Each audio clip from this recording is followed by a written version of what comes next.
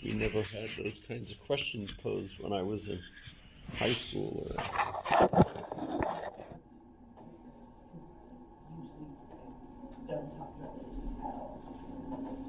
Yeah. And yet it's such an important subject because it's pretty much agreed on that that's where all the values come from in any community. It's from the religious narratives that the community believes. In fact, the other argument too is that it isn't really a community unless the whole community believes in something. And that sort of makes sense. It's a lot different in the United States than I think in a lot of other places in the world.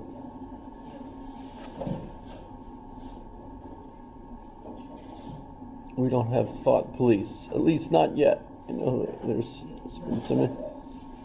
At least if we all have kind of a similar set of binding values, which we kind of do, sort of. I started watching an interesting discussion led by Jordan Peterson with about 10 different individuals. Two of them were from the University of Cambridge, and they taught philosophy of religion. Bishop Barron was there. A Jewish scholar was there. It was a real mix of individuals, but the focus was all on the impact of Christianity on Western culture. And the consensus of the table, at least for the first half hour that I watched, it's a 2-hour-long discussion, and I only got up to the first half hour, and it was pretty late at night, so I switched to music to cheer me up before going to bed. But let's see if I could find it here. It was Jordan Peterson, the Gospels. Maybe that's all I need. Oh yeah, it's on Daily Wire. Yeah. This segment is just 13 minutes, but this looks like the whole.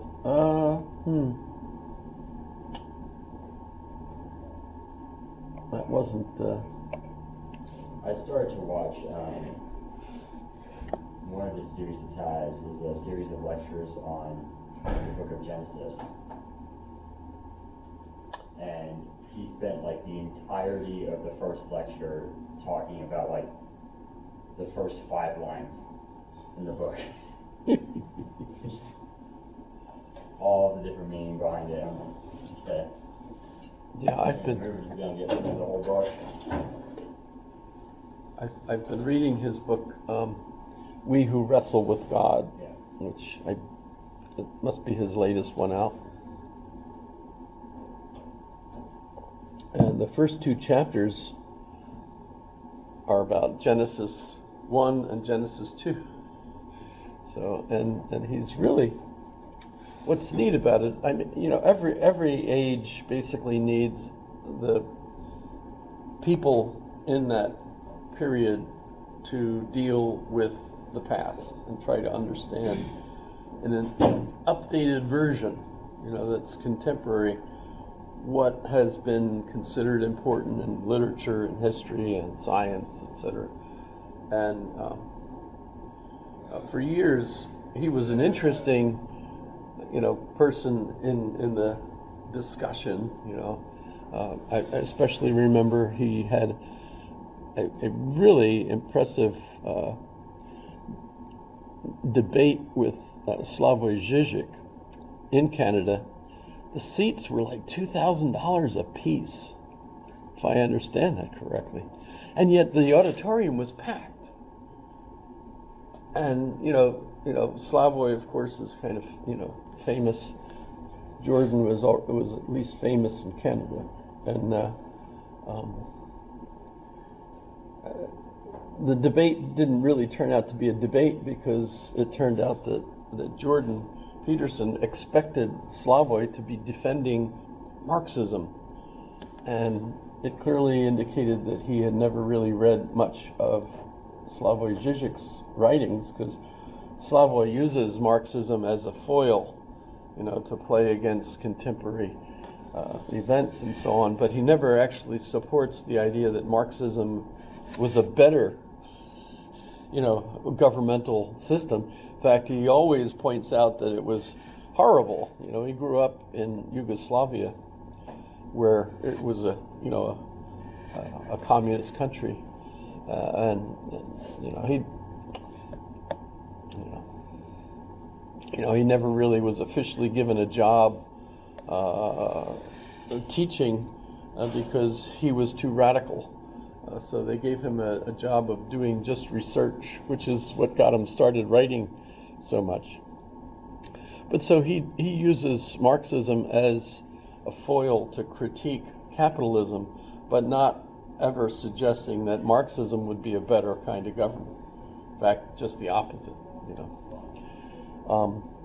And Jordan Peterson came to the debate apparently thinking that he was going to be arguing that Marxism would be better, and so he ended up with basically nothing to say critical. So there was no debate really, but still it was interesting. And so that was kind of the image I had of Jordan Peterson as a philosopher, was that he was really a psychologist that was trying to get into philosophy and didn't really understand what was going on. But today, my goodness, he's really coming along. The book I've been reading, he's trying to interpret, the part of Genesis that the creation of Adam, and then Eve, and he's looking at it from the perspective of a psychological therapist, with all the contemporary images and baggage associated with Freud and all the other psychology. As he should, that's his strong suit. Yeah. Oh, yes. And what makes that interesting is this is it's not like he's reading the old texts about how to interpret correctly, if there is such a thing, the Bible. No, he's reinterpreting it in light of a contemporary point of view, which I think every generation needs that. So he's interesting to me that way.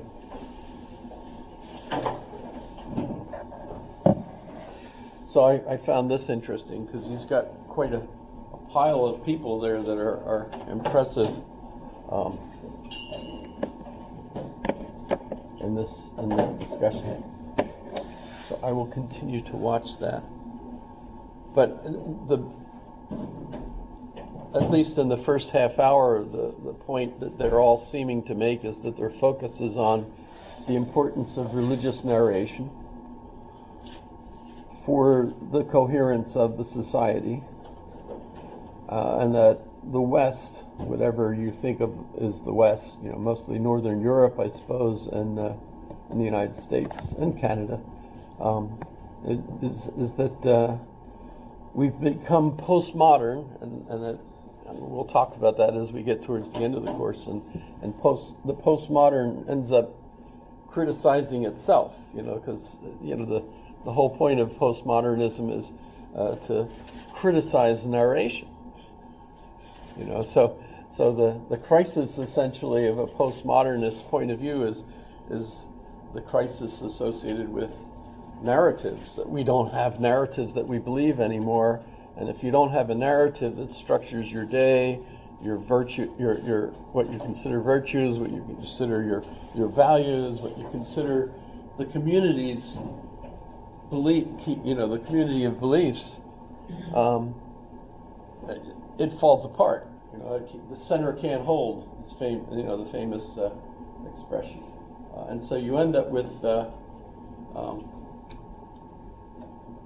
society that's really on the ropes. It's having a hard time doing anything, agreeing on anything, because it's so self-critical about anything that anybody tries to promote as valuable.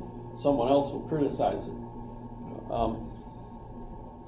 But the trouble, of course, is if you're living in a society that's increasingly like that, the society isn't really a society. You can't be happy because you don't know what to believe in. You can't have all the things that are absolutely essential for maintaining a society, like marriage, raising children together, having a school system that promotes the values of the community. All those things are and so this group are there, and they're all arguing that the basis for Western civilization has always been the Christian narrative, whatever that means, right? But Jordan Peterson frames it by saying that it's progressive sacrifice. The other narratives, and he talks about Nietzsche, for example, is power. Power for the sake of power. And of course, me reading that, I'm thinking, hey, that's Voldemort. If you remember the first movie, where Harry's talking with the reflection in the mirror of Voldemort's face on the back of Quirrell, Voldemort says, the only thing there is power. Those who are too weak to take it.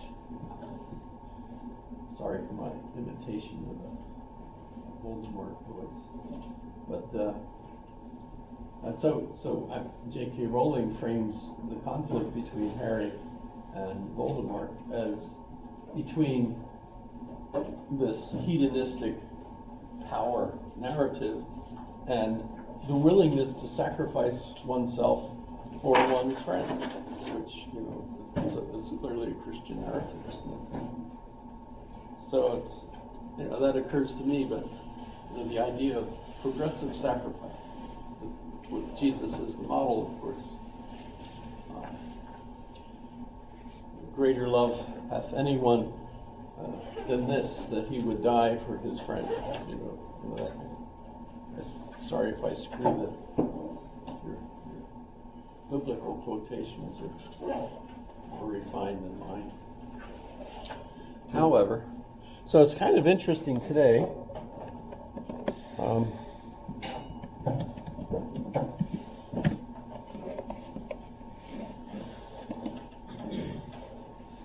All this stuff strikes me as interesting, but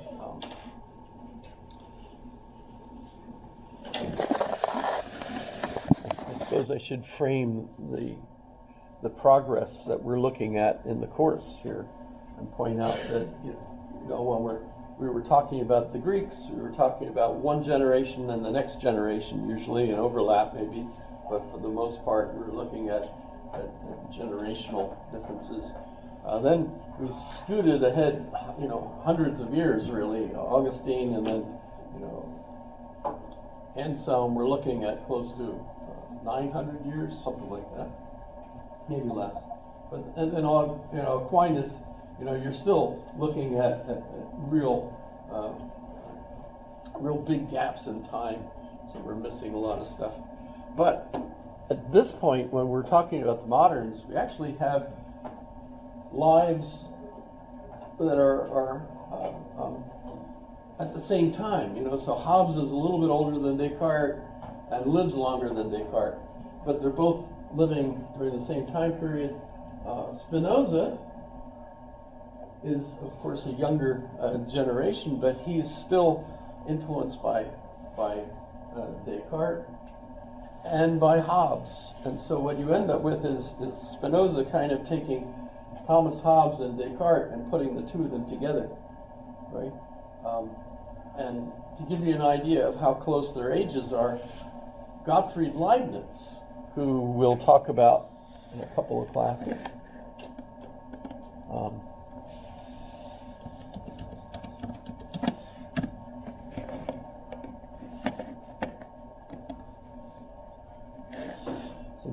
Gottfried Leibniz,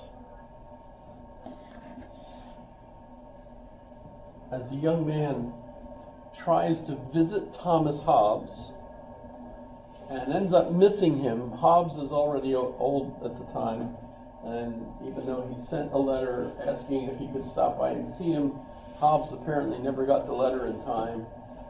And so Leibniz had to leave. He was only visiting England for a while. He's from Germany.